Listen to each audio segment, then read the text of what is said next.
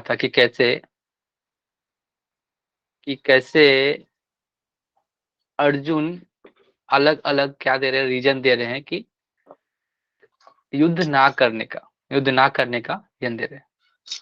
तो उसमें से जो लास्ट रीजन उन्होंने क्या दिया था कि अगर सारे लोग क्या हो जाएंगे, मारे जाएंगे, तो जो वन शंकर आ जाएगा, और मतलब कुल खत्म हो जाएगा तो वन शंकर हो जाएगा। उसका उन्होंने उदाहरण देके भगवान को बोला कि मैं युद्ध ना करूंगा।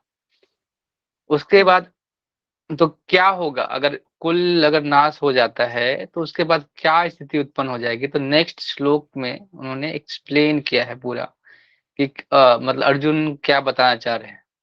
तो आज हम लोग देखने वाले हैं वो इसमें से हम लोग समझेंगे कि इसमें सबसे पहले हम लोग दो तीन चीज इसमें आज देखेंगे। एक ऋण होता है ना हमें, क्योंकि हर कोई इस जगत में आता है तो एक ऋण हर एक व्यक्ति से क्या होते हैं, हम लोग ऋण के तले दबे रहते हैं। माता पिता का क्या ऋण होता है, देवता का क्या ऋण होता है। तो वो ऋण के बारे में समझेंगे कि कैसे इस ऋण को आसानी से हम लोग चुका सकते हैं।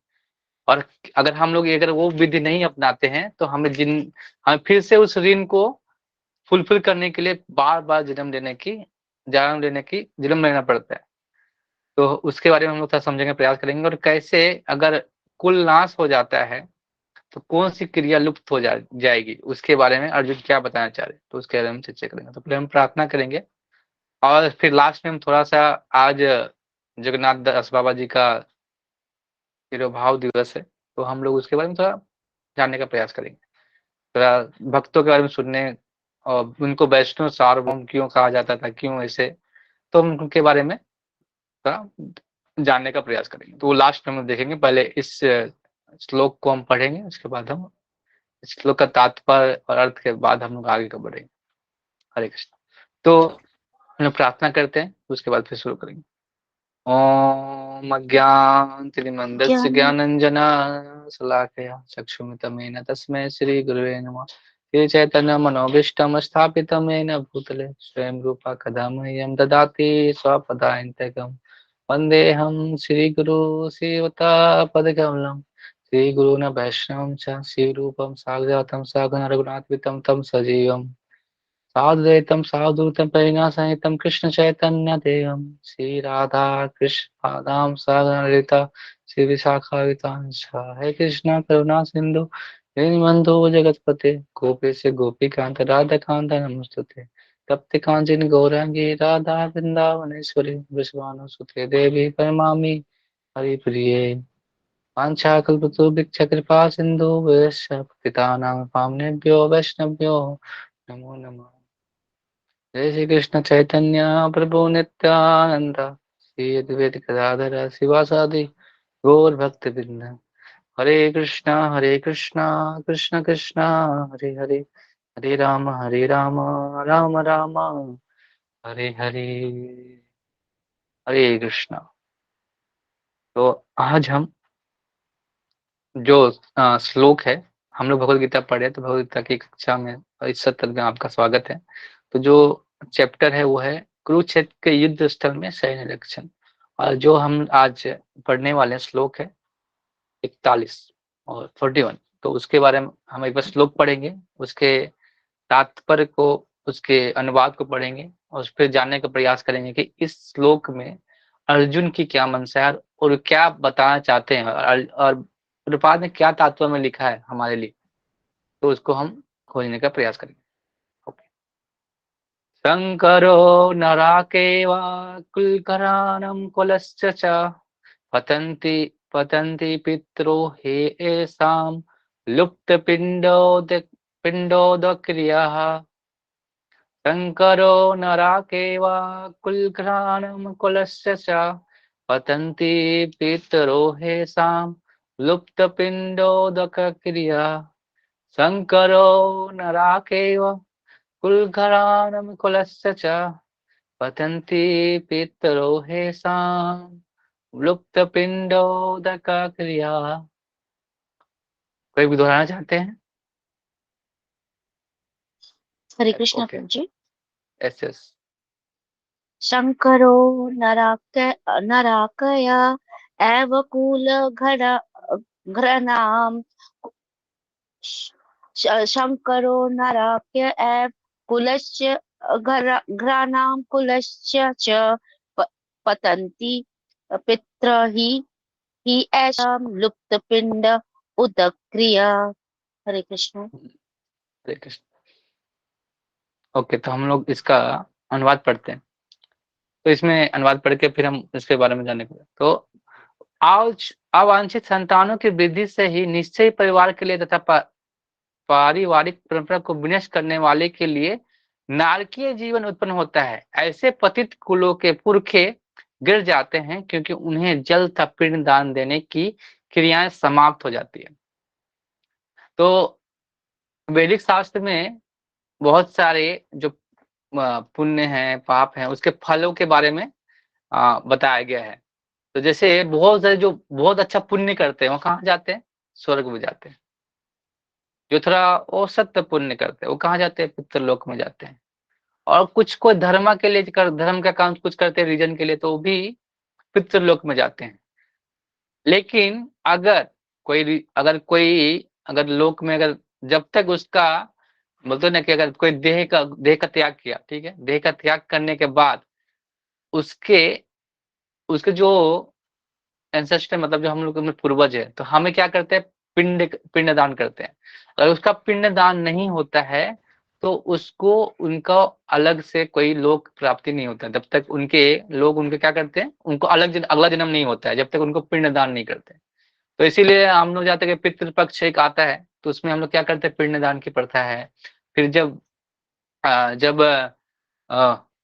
कोई मर जाता है तो हम क्या करते हैं? जाके पिंड दान करते हैं। कहाँ पे? बनारस में या काशी में हम लोग करते हैं, पिंडदान करते हैं गंगा की नदी के किनारे। अगर पिंडदान नहीं होता है तो उसको अगला जन्म और अगला जन्म नहीं मिल पाता है। तो ये सब क्रियाएं हैं। तो वही बोल रहे हैं कि अगर संतान अच्छा नहीं रहेगा तो वो कैसे पिंडदान करेंगे? पिंडदान की जो प्रथा है वो पूरी तरह से विनष्ट हो जाएगी, क्योंकि कुल ही नहीं रहेगा। उसको बताने वाला कौन रहेगा कि ये पिंडदान कैसे करना चाहिए, कि पिंडदान क्यों करना चाहिए, पिंडदान से क्या होता है? बताने वाला नहीं रहेगा तो ये सारे चीज क्या होगा? विनष्ट हो जाएगा, नष्ट हो जाएगा।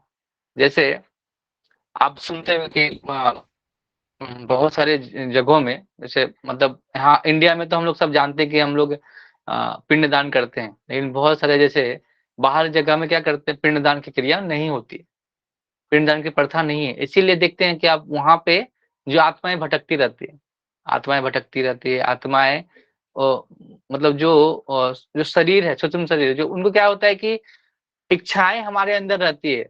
अगर हम उस शरीर को अगर शरीर का पिंडदान नहीं होगा तो वो भटकती रहती है, उसको अगला जन्म नहीं मिलता है। इसीलिए पिंडदान की एक प्रथा है हमारे सभ्यता में, हिंदू धर्म की सभ्यता में। तो उसको उसको लेकिन ये किसके लिए जरूरी है? जो नॉन डिवोटी है, जो भक्त नहीं है, उनके लिए पिंडदान की क्रिया कर सकते हैं। लेकिन जो भक्त हैं उनको ये इसकी आवश्यकता नहीं। जो भगवान के भक्त के शरणागत हो जाते हैं वो उन सबके कोई इनकी जरूरत नहीं है। तो वही क्या हो रहा है? अर्जुन सोच रहा है क्या? वो अपने एंसेस्टर मतलब अपने पूर्वजों के बारे में सोच रहा है कि अपने कि उनके लोग कैसे उनका पिंडदान नहीं होगा तो कैसे अगला जन्म प्राप्त कर लेंगे। लेकिन उनको नहीं पता, अगर वो भगवान के शरण ग्रहण कर लेंगे, सिर्फ भगवान के शरण ग्रहण कर लेंगे, तो सारे जितने लोगों का सबका उद्धार हो जाएगा। तो इसलिए बोलते हैं ना, अगर कोई भक्त बनता है, शुद्ध भक्त, जैसे उदाहरण है प्रहलाद महाराज थे। तो प्रहलाद महाराज के जो क्या होता पोते हुए क्या नाम था उनका? बाली बलि बलि महाराज हुए। तो उनका भी उद्धार करने के लिए कौन आते हैं? भगवान खुद अवतार लेके आते हैं, वामन अवतार में। तो अगर कौन से कुल से थे? प्रहलाद महाराज राक्षस कुल से थे, फिर भी उनका उद्धार के लिए भगवान आते हैं और भगवान उनका उद्धार करते हैं। तो अगर कोई भक्त बनता है तो सारा कुछ भगवान अपने ऊपर लेते, भगवान सारे जितने भी कर्म हैं वो काट देते हैं। इसीलिए कोई भक्त बना है तो उसके जो 7 पीढ़ी पिताजी के, 60 पीढ़ी माता के उधर 14 पीढ़ी को उद्धार कर देते हैं। कोई भक्त अगर भक्त रहता है, शुद्ध भक्त होते हैं तो उनके लिए बोलते हैं। इसीलिए हमें वो जो ये लुप्त पिंड जो पिंड जो दान है, पिंड जो क्रिया है, उसके किसके लिए जरूरी है? जो नॉन डिवोटी है, जो भगवान के शरण में नहीं है। वही प्रभुपाद अपने तात्पर्य में लिखते भी हैं कि ये जो लुप्त पिंड दान है वो किसके लिए है? जो फैमिली जो कुल परंपरा को मान रहे हैं, जो अपने डिवोशनल जो अपने भक्ति जो जीवन का परफॉर्मेंस कर रहे हैं, उसके लिए रिचुअल्स जरूरी है, रिचुअल्स करना पड़ते हैं। और भी कुछ सारे बहुत सारे तात्पर्य में प्रभुपाद ने जो कर्ज है, ऋण के बारे में बताया है। हमें कौन से हमारे जीवन में ऋण होते हैं जो हमें चुकाने पड़ते हैं, और इस ऋण से हम कैसे निकल सकते हैं उसके बारे में बताएं।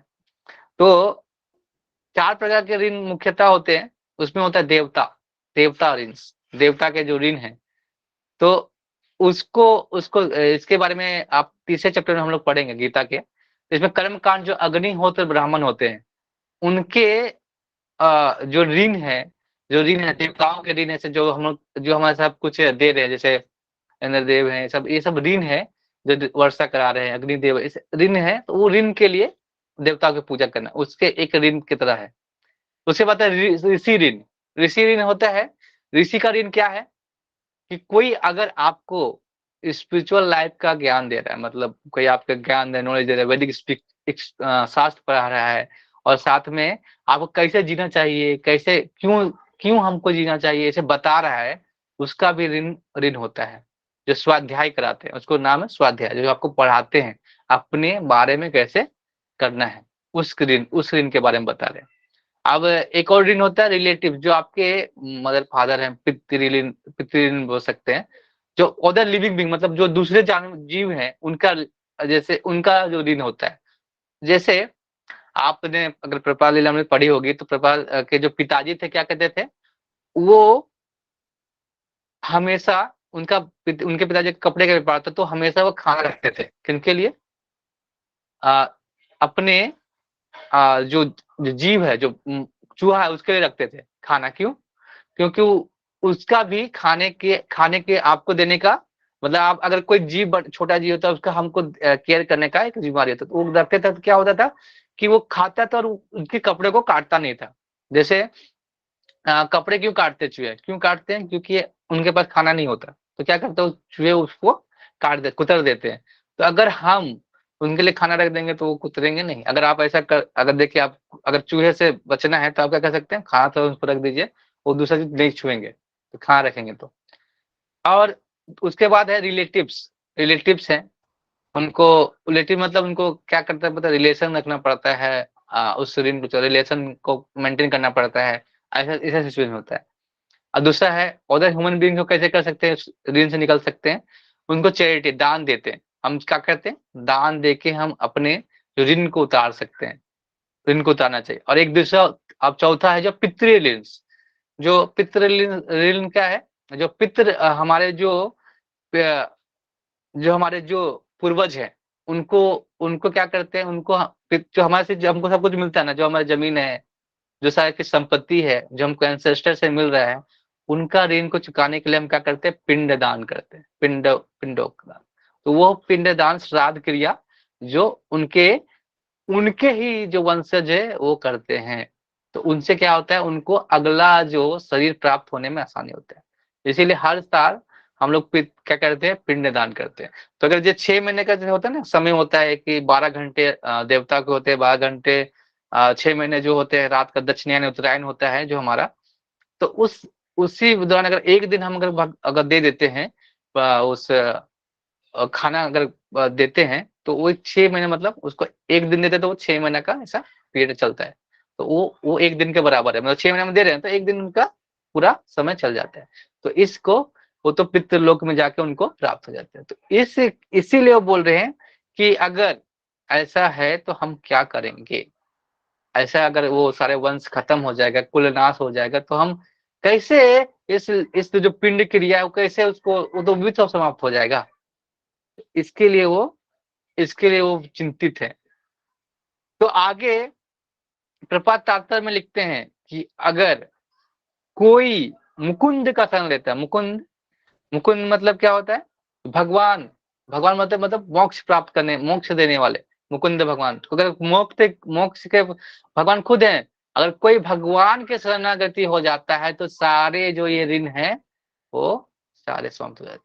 जैसे हम लोग बोलते हैं कि आप ब्रह्मचारी बने तो आपका ऋण भी होगा, माता पितृ ऋण है, जो ऋण है वो कहे चुकाएंगे। तो यही बता रहे हैं कि अगर कोई सारा जीवन भगवान के शरण में शरणागति हो जाता है तो सारे ऋण क्या होते हैं? वो ऐसे ही सारे ऋण नष्ट हो जाते हैं, आपको कोई ऋण की आवश्यकता नहीं होती। तो अगर आप भगवान के पूरी तरह शेल्टर हो जाएंगे तो ये सब ऋण की आवश्यकता नहीं पड़ती। तो इसका जो हरे कृष्ण प्रभु जी। शास्त्रों में भी है। प्रभु जी आगे आपने बोला कि आगे हम ब्रह्मचारी, आगे हम जी क्लास के सॉरी बाद आंसर क्वेश्चन करेंगे, ठीक है। हम इसका सॉरी। अभी एक शास्त्र में प्रमाण दे रहे हैं। एक 11वें स्कंद में, पांचवें अध्याय, 11वें स्कंद के 5वें अध्याय का इसमें लिखा हुआ है, 41वां श्लोक है। तो उसमें बता रहे हैं, देवर्षि भूताप्नीनाम पृथ्वीनाम ना किंकरो न मृणी च राजन सर आत्मा ये शरणम शरणयम गतो मुकुंद परिहत्य कृतम। तो जो पुरुष अन्य समस्त कर्तव्यों को त्याग कर मुक्ति के दाता मुकुंद के चरण कमलों की शरण ग्रहण करता है, इस पथ पर गंभीरता पूर्ण चलता है, देवताओं, मुनियों, सामान्य जीव, सज्जनों, मनुष्य, पितरों के प्रति अपने कर्तव्य ऋण से मुक्त हो जाता है और श्री भगवान की सेवा करने से ऐसे दायित्व अपने आप पूरे हो सकते हैं, हो जाते हैं। तो जो आपका क्वेश्चन था कि ब्रह्मचारी कैसे हो सकता है, तो वही का आंसर कर रहे हैं भागवत में। एक सेकेंड, वो लाइट चला गया।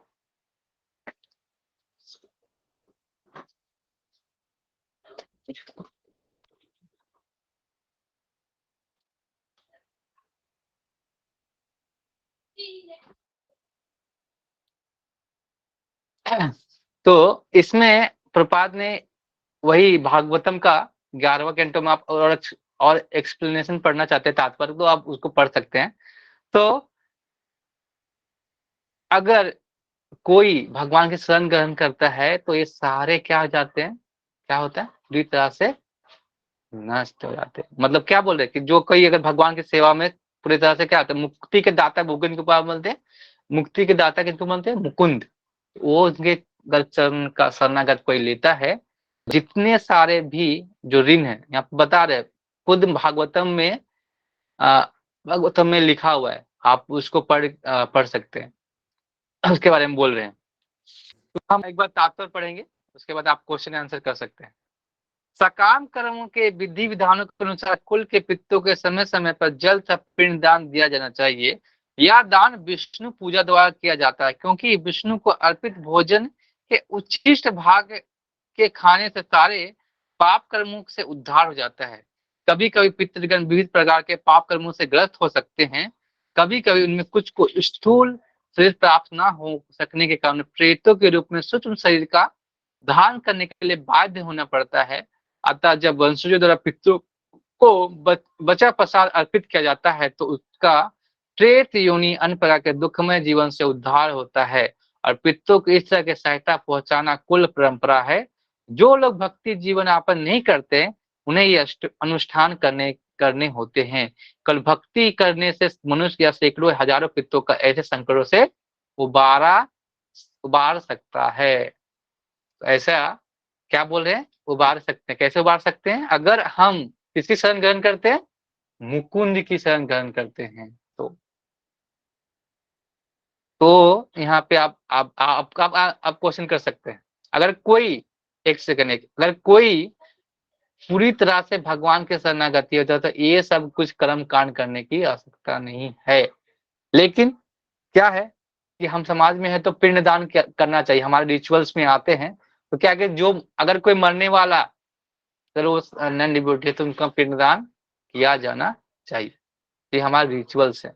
तो वो प्रपाद इसमें लिख रहे हैं। लेकिन जो कोई शरणागत होते हैं, भगवान का शरणागत होते हैं, तो उनको भगवान के शरणागत है तो उनको ये सब करने की आवश्यकता नहीं। उनके सारे जो ऋण है, पिंडदान करना चाहिए, लेकिन जो ऋण है वो ऋण पूरी तरह से क्या होता है, खत्म हो जाता है। ऋण जो हमारे जो सारे ऋण है वो खत्म हो जाता है, शरणागति करते हैं। हरे कृष्ण। आपका क्वेश्चन ऐश्वर्या जी पूछना चाहते तो कुछ क्वेश्चन है आपका? प्रभु, अभी बात हो रही थी कि सब उससे हम लोग ऋण से मुक्ति हो जाते हैं ब्रह्मचारी, तो क्या जो मात्र ऋण सबसे बोला गया है कि सबसे बड़ा जो ऋण होता है वो मात्र ऋण होता है, तो क्या एक हम्म। ब्रह्मचारी या एक सन्यासी मात्र ऋण से भी मुक्त हो जाता है अगर वो प्रभु मुकुंद की हाँ, भक्ति इस करते हैं तो? इसका मैं एक ऐसे समझाता, एक एग्जाम्पल है, मैं देना भूल गया इसी के बारे में। मात्र ऋण से कैसे होता है मैं बताता हूँ। जब तक कोई जो माता जो इस जब तक कोई स्त्री, अगर जब तक माँ नहीं बनती, माँ क्या भगवान ने सारा कुछ क्या बनाया है, हमें माध्यम बनाया है स्त्री को, माध्यम की कोई आत्मा को जन्म देने का। तो जब तक कोई माँ नहीं बनती तब तक उनके जो उनके जो स्तन में दूध नहीं आता। क्यों नहीं आता? जब तक वो माँ नहीं बनती। तो आप क्या ऐसे माध्यम है कि अगर आप माँ बनेंगी तब आपके स्तन में दूध दूध दूध होगे। ब्रेस्ट फीडिंग का जो हम लोग होते हैं ना, कि दूध का जो कर्ज है, अगर वो कोई निभाना, तो वो अगर कोई भी अगर इसका भी अगर उस कर्ज से भी निकल सकता है अगर भगवान के शरणागत है। क्योंकि हम क्या है, हम सोच रहे कि हम करें, लेकिन आप तो माध्यम है उसके। इसके माध्यम है उसके एक जो आत्मा को क्या कर रहे हैं, इस जगत में लेके आ रहे हैं। लेकिन आपको जो शरीर जो दिया है, जो शरीर में जो क्यों किया है, क्यों दिया, भगवान आपका एक माध्यम बनाया है। तो इसीलिए उससे भी आप मात्र दिन से भी निकल सकते हैं। अच्छा, लेकिन आपको होना चाहिए कि आप शुद्ध भक्ति भगवान के शरणागत कितने हैं, उसी अनुसार आपको उसके अनुसार ही मिल सकता है। ऐसा नहीं क्योंकि लाल कपड़ा पहन के, सिर्फ लाल कपड़ा पहन लिया और भक्ति कर रहा है तो ऐसा नहीं कि उसका उद्धार हो गया, ऐसा नहीं। वो कितनी भक्ति कर रहा है इंटरनली, उसी के बाद उसको मुक्ति मिल सकता है। उसको उस ऋण से मुक्ति मिल सकता है। लेकिन ऐसा नहीं है कि अगर ब्रह्मचारी बन गया है तो नहीं, लेकिन उसको इंटरनली अपने आप भक्ति होना चाहिए, तभी सबका उसका उद्धार हो सकता है। ऐसे नहीं हो सकता। ये लिखते हैं प्रपात एक्सप्लेनेशन में लिखते हैं, एक्सप्लेन में, कि ये अगर ये भी ऋण से निकल सकते हैं। हरे कृष्ण। और किसी में कुछ अगर आपको लग रहा है तो बताइए।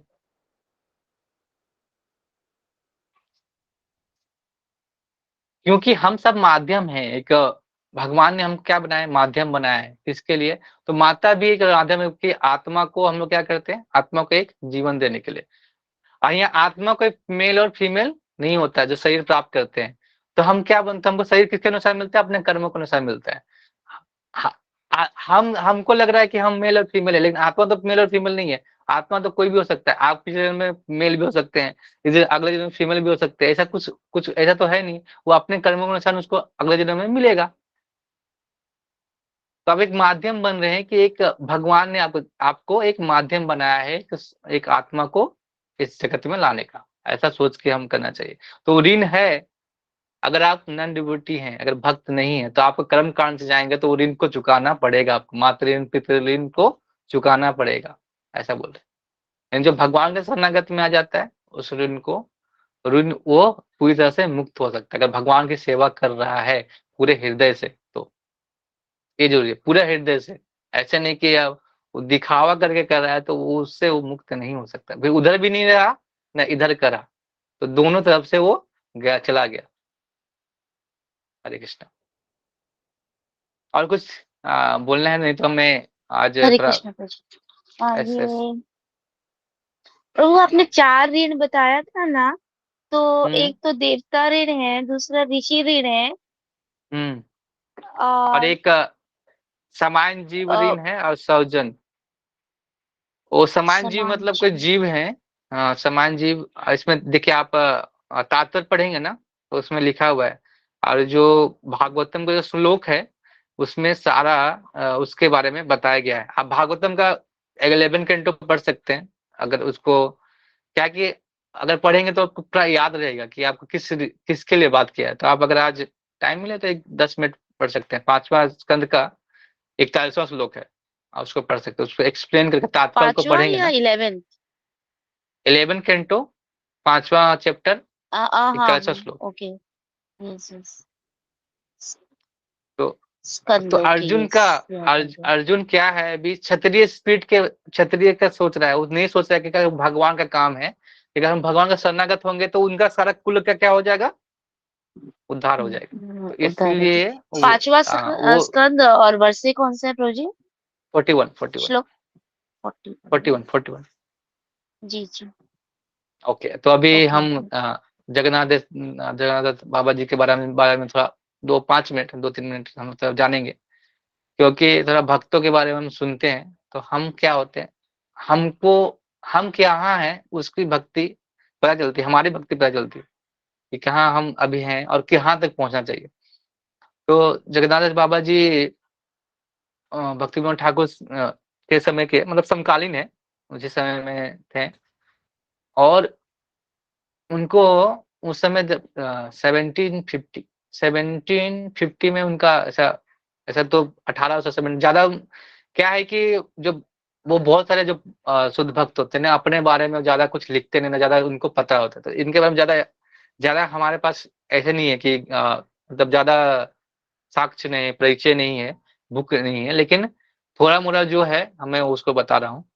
तो जगन्नाथ दास बाबा जी पहले वृंदावन में रहते थे, तो वृंदावन में उन्होंने देखा कि बहुत सारे चीज मतलब हो रहे थे, पुण्य पाप पाप हो रहे थे, तो वहां पे वो छोड़ के नवदीप आते हैं, नवदीप नवदीप धाम में। और नवदीप में नवदीप का एक महिमा है कि मायापुर में नवदीप महिमा है कि अगर हर कलयुग जैसे जब बढ़ता जाएगा तो हर जो धाम है उसकी महिमा क्या होगी, घटती जाएगी। जब श्री धाम मायापुर है, जो मायापुर धाम है, नवदीप है, उसकी महिमा मतलब जो उसका जो महिमा वो बढ़ता जाएगा। इसीलिए अगर कोई मायापुर जाता है तो सारे जो धामों का वो दर्शन कर सकता है। आप वहां जाएंगे तो राजापुर में एक मंदिर है जगन्नाथ जी का, और वहां पे जगन्नाथ जी खुद, जगन्नाथ जी वहां पे बहुत सारी लीलाएं हैं जगन्नाथ जी के उधर। तो वहाँ जगन्नाथ जी की लीलाएं आपको बहुत सुनने में, तो वह पूरी धाम की आपको ऐसे ही महिमा हो जाएगी, प्राप्त हो जाएगी। और वहां पे बहुत सारे आचार्य हुए, हमारे जितने भी आचार्य हुए गौड़ी जितने भी वहां पे सारे आचार्यों का जन्म स्थल है, सामने बांग्लादेश और उधर उधर ही के इलाके में हुआ है। और वहां पे जो हरिनाम तो पहले हरिनाम जो निकला वहीं से निकला, क्या कहते सिरवास आंगन, जो सिरवास आंगन है वहां पे है, जहाँ चैतन्य महाप्रभु रोज कीर्तन किया करते थे। तो हम बोल सकते हैं हरिनाम का जन्म भूमि बोल सकते हैं सिरवास आंगन को। उसके अलावा हमारे महाप्रभु चैतन्य महाप्रभु का जन्म स्थल है। तो उसी समय के बात है कि भक्ति विनोद ठाकुर जो हमारे ब्रह्म मध्य कौड़िय संप्रदाय में जो आते हैं, उसी में कौड़िय परंपरा में, तो भक्ति विनोद ठाकुर जब जन्म स्थान खोजे थे महाप्रभु की, तो जगन्नाथ बाबा जी उस समय 125 वर्ष के थे, 125 वर्ष के, मतलब 125 वर्ष के थे इतने। और उन्होंने भक्ति विनोद ठाकुर ने इनको बोला क्या, वैष्णव सार्वभौम, मतलब सबसे उस समय के सबसे उच्च वैष्णव के रूप में नाम दिया। जैसे कि अभी हम लोग क्या क्या नाम देते हैं, अपने आप को ही नाम दे देते हैं, बापू जी ऐसे, बापू ऐसे कुछ कुछ अपने अपने नाम दे देते हैं। लेकिन उन्होंने भक्ति विनोद ठाकुर ने उनकी चरित्र को देख के उनका नाम दिया सार्वभौम। वो इतने शुद्ध भक्त हैं कि जो भी वो धाम के जो पशुओं का भी उनको क्या देखते थे, एक आत्मा के समान, और उनकी सेवा करने में भी लगते थे। जैसे कि एक बार क्या हुआ कि उनको किसी ने कुछ पैसे दिए, तो उनका क्या किया उन्होंने, उस पैसे से बोला अपने जो जो सर्वेंट है उनको बोला कि जाके सारे गाय हैं और जो जितने कुत्ते हैं उनको जो धाम में सबको रसगुल्ला खिलाओ ऐसा। तो वो उनको ही उनको सेवा करना चाहते, लेकिन उन्होंने बोला कि एक भी रसगुल्ला सहजिया लोग को मत देना। सहजिया मतलब जो दिखाते हैं, भाव दिखाते हैं कि हाँ हम भगवान के इतने सारे भक्त हैं, तो वो बोले कि उससे अच्छे क्या है, पशु हैं। जो झूठा भाव दिखाते हैं ना, उससे अच्छे क्या है, जो पशु को खिला दो, ऐसा वो बोल देते हैं। तो एक बार क्या हुआ कि क्या उस समय में अ, सहजिया थे? क्यों नहीं थे, थे, सब उस समय थे। चैतन्य महाप्रभु के जाने के बाद ही सहजिया आ गए ना, नित्यानंद बहुत सारे बॉल सहजिया। चैतन्य महाप्रभु के जाने के बाद ही लोग उनको देख के क्या करते थे, भाव दिखाते थे कि हाँ हम चैतन्य महाप्रभु के ऐसे आंसू दिखाते थे, आंसू रोते थे। इमिटेट तो करते सहजिया थे ना, इमिटेट नकल करते थे। बहुत सारे सहजिया थे, बाउल वगैरह नाम है, बहुत सारे नाम है। तो वो सब क्या करते थे, वो दिखाते। तो बोले कि उनको मत देना, अगर पशु को दो लेकिन उनको मत दो। क्या है कि वो जो इंटरनली जो भगवान के भक्त होते हैं वो शरणागत होते हैं। एक्सटर्नली हमें किसी भक्त को जज नहीं करना चाहिए। तो इतने इतने वो बूढ़े हो गए थे कि उनके आंख था ना, आंख ऐसे बंद होता था हमेशा। उनको 2 लोग लगते थे आंख खोलने में। लेकिन वो भजन कीर्तन में लगे रहते थे। तो जो होते हैं ना उत्तम भक्त होते हैं ना, उत्तम भक्त, वो कभी प्रचार नहीं कर सकते। हम बोलेंगे प्रचार क्यों नहीं कर सकते, उनको देख के कोई सीख सकता है लेकिन उनको प्रचार क्यों नहीं कर सकते, क्यों? क्योंकि वो हर जीव को एक समान देखते हैं। एक हर जीव को क्या देखते हैं, एक समान के रूप में देखते हैं, आत्मा के रूप में। इसीलिए अगर आपको प्रचार करना है तो आपको थोड़ा मध्यम अधिकारी में आना पड़ेगा। जैसे प्रभुपाद उत्तम अधिकारी थे लेकिन वो मध्यम अधिकारी में क्यों आए, मतलब मध्यम अधिकारी हमेशा है, परमहंस है, लेकिन क्या है वो आए क्योंकि हमें क्या देना था, हरि नाम देना था। तो अगर कोई प्रचार अगर कोई उनको देख के कर सकता है, जैसे हरिदास ठाकुर क्या करते थे, अपने हरि नाम से प्रचार करते थे। तो ऐसे ही वो देख के कोई उनको कर सकता है, लेकिन वो प्रचार कार्य में ज्यादा तो प्रचार कार्य में क्या डिफ्रेंशिएट करना पड़ता है, भक्त है अभक्त, ऐसा मतलब शुरू में करना पड़ता है आपको। तो मध्यम अधिकारी में लेवल में आना पड़ेगा अगर आपको प्रचार करना है तो इसीलिए तो क्या हुआ, तो ऐसे तो एक भक्त आए उनके पास, मतलब 2-3 भक्त का समूह है कि हम भी भजन कैसे करें, पूछने आए उनको। तो बोले ठीक है भजन प्रचार करना है, तो बोले तो कहे ठीक है। और वो बोले कि तुम क्या करो, उसको उसे भजन करने के लिए नहीं बोले, बोले क्या बोले, तुम ये उगाओ, टमाटर उगाओ, फल उगाओ, थोड़ा फूल उगाओ, तुलसी उगाओ, ऐसे बोले उनको। तो ये करने के लिए बोले, तुम अभी भजन के लिए पात्र नहीं हो, ऐसा बोल दिए। तो उन लोग कह रहे हम तो आए थे इनको पूछने कैसे भजन में निपुण होंगे, ये तो बोल रहे खेती करने के लिए। तो उस समय तो सब खेती करते थे, कुछ करते थे, खेती खेती से सब कुछ होता था ना। उस समय तो ऐसे नहीं था कि पूरा सब लोग खेती पे ज्यादातर निर्भर होते थे और खेती करते थे। तो वो जाते हैं भक्ति विनोद ठाकुर के पास। तो भक्ति विनोद ठाकुर के पास जाते हैं तो पूछते हैं कि आप मैं गया था बाबा जगन्नाथ बाबा जी के पास, तो ये बोल रहे कि करने के लिए। तो वो बताते भक्ति विनोद ठाकुर कि वो ये बताना चाह रहे थे कि अगर अगर हम कुछ उगाते हैं और उसको भगवान की सेवा में लगाते हैं, जो हमारे अनर्थ हैं उनका नाश होता है। अगर हमारे अनर्थ नाश होंगे तो हम भक्ति में क्या कर सकते हैं और भजन में क्या हो सकते हैं, ज्यादा हम भक्ति भजन कर सकते हैं। तो इसीलिए आपको क्या बोला उन्होंने, इसको अपने भगवान के सेवा में लगाना। तो इस बात का ये मतलब था। तो जो परमहंस होते हैं उनका मतलब हमें समझ गहरा गहरा मतलब होता है, तो हमें समझने में दिक्कत, हम समझ नहीं सकते। हम तो जड़ जीव, हम लोग बुद्धि हमारी ऐसी नहीं कि हम समझ सकते आचार्यों का। तो हमें तो इसीलिए वो भक्ति विनोद ठाकुर के पास गए तो वो सारा कुछ बताया। इसके बाद क्या हुआ कि जब भक्ति विनोद ठाकुर ने महाप्रभु के बारे में जो जन्म स्थान के बारे में खोज कर रहे थे, तो क्या था कि जो पूरब है, जो पूरब की तरफ जो नदी, जो गंगा नदी है उसके पूरब की तरफ महाप्रभु का जन्म स्थान था, ऐसा उन्होंने साक्ष्य प्राप्त किया था। और जो नदी थी उत्तर से क्या कहते हैं दक्षिण की ओर बहती है। आप मायापुर को गए होंगे तो आपने देखा होगा उत्तर से दक्षिण की ओर बढ़ती है। तो कुछ लोग बोलते हैं कि इस पार हुआ था, लेकिन ऐसा साक्ष्य है कि वहां पे हुआ था पूरब की ओर। तो पूरब की ओर जब तो इसको प्रमाणित करने के लिए जगन्नाथ बाबा जी को लेके, वो क्या होते इतना चल भी नहीं पाते, तो उनको क्या बोलते हैं, उनके जो जो शिष्य होते थे उनको उठा के, ऐसे टोकरी होता है, 2 टोकरी होते हैं, जैसे आपने देखा होगा चित्र में जब श्रवण कुमार के में, तो वैसे उठा के उनको लेके जाते हैं। तो वही टोकरी में उनको उठा के लेके जाते हैं। जब वो उस जगह पे पहुंचते हैं तो वो चल नहीं पाते, लेकिन वहां से वो ऊपर उठ जाते हैं, 10 ऊपर कूदते, उतना जंप करते हैं तुरंत कि ये चैतन्य महाप्रभु का जन्म स्थान है। पूरा दम हरि बोल बोलते, गौरांग ऐसा करके ये उछलते हैं। तो भक्ति ठाकुर बोलते हैं कि हाँ यही जगह है जहाँ पे मतलब चैतन्य महाप्रभु का जन्म स्थान है। तो वो प्रमाणित करने के बाद उस जगह का नाम योग पीठ है। आप अगर कभी मायापुर जाएंगे तो वहाँ पर है योग पीठ करके नाम है उस जगह का योग पीठ। और इस जगह में भी लोग क्या है, बहुत सारे लोग को पैसा कमाना है, तो इस जगह इस पार में भी चैतन्य महाप्रभु का जन्म स्थान बनाए रखा है। तो पूरे इधर भी आपको इस पार भी मिल जाएगा उस पार, लेकिन जो ओरिजिनल जहाँ पे भगवान चैतन्य महाप्रभु का जन्म हुआ था वो स्थान वहाँ पे योग पीठ है। वहां पे आप जाके दर्शन कर सकते हैं महाप्रभु चैतन्य महाप्रभु का जो जन्म स्थान है वहाँ पे बहुत सारे और डीटी हैं। गौरांग महाप्रभु हैं, उनकी जो पत्नी है लक्ष्मी प्रिया और विष्णु प्रिया का भी डीटी है। और गौरांग प्रभु नित्यानंद प्रभु और गौरांग महाप्रभु का भी डीटी है। तो आप वहां के जाकर दर्शन कर सकते हैं। तो उस और वहां पे जगन्नाथ मिश्र उनके पिताजी और सची माता का भी विग्रह है और निमाई है छोटे रूप बाल रूप में, उनका दर्शन कर सकते हैं।